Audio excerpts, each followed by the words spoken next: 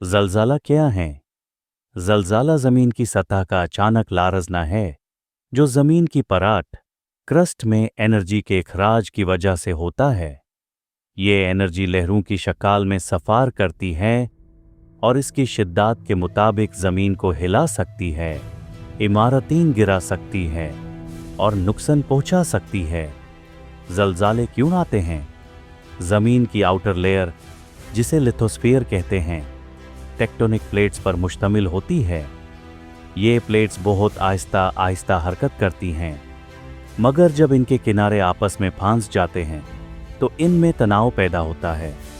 जब ये तनाव बहुत ज़्यादा बढ़ जाता है तो प्लेट्स अचानक हरकत करती हैं और एनर्जी रिलीज़ होती है, जिससे ज़लज़ला आता है। ज़लज़ले के असबाब: टेक्टोनिक प्लेट्स की हरकत। सबसे आम वजह कन्वर्जेंट बाउंड्रीज। जब प्लेट्स एक दूसरे से टकराती हैं तो बड़े ज़लज़ले आते हैं, मिसल जापान और हिमालय का इलाका। Divergent boundaries.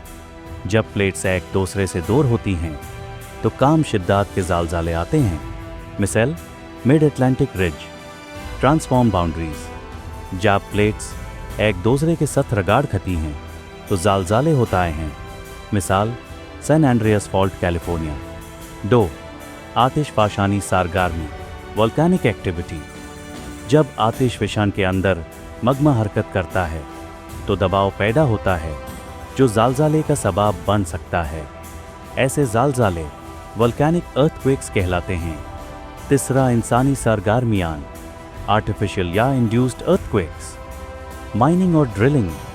ज़मीन से ज़्यादा मदन निकालने से ज़मीन कमज़ोर हो सकती है। डैम्स और आबी ज़ख़ीर, रिजर्वायर इंड्यूस्ड साइस्मिसिटी। बराए डैम्स में जमा होने वाला पानी ज़मीन की परत पर ज़्यादा दबाव डाल सकता है। Fracking, hydraulic fracturing.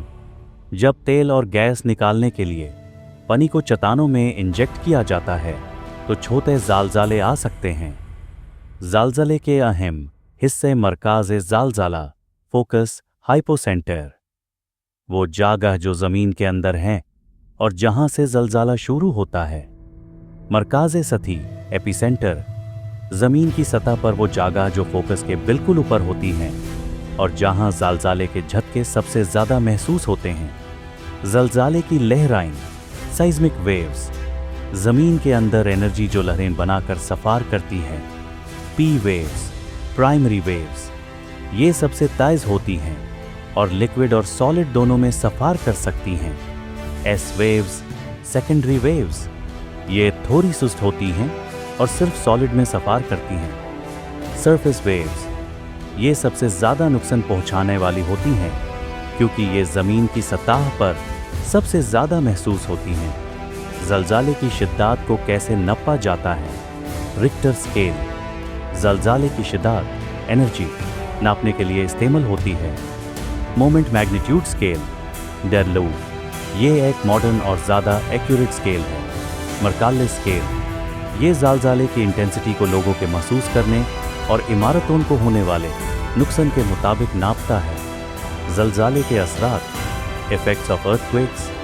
ज़मीन का लारज़ना, ग्राउंड शेकिंग। इमारतें, पुल और सड़कें तबाह हो सकती हैं। ज़मानी टुडे गिरना, लैंडस्लाइड्स। पहाड़ी इलाकों में ज़लज़ले की वजह से चट्टानें और मिट्टी गिर सकती है। सुनामी।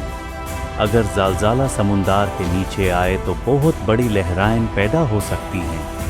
Soil liquefaction. ज़मीन नरम होकर लिक्विड की तरह बिहेव कर सकती है जिससे इमारतें धंस सकती हैं। क्या ज़लज़ले की पहले से पेशगोई की जा सकती है? साइंटिस्ट फॉल्ट लाइंस और गुजरे हुए ज़लज़लों का तज्ज़िया करके अंदाज़ा लगा सकते हैं कि कहाँ ज़लज़ले आ सकते हैं, मगर ज़लज़ले का एग्जैक्ट टाइम और जगह प्रेडिक्ट करना अभी मुमकिन नहीं है। मगर नए सीज़मोमीटर्स पहले झटकों का पता लगाकर कुछ सेकंड्स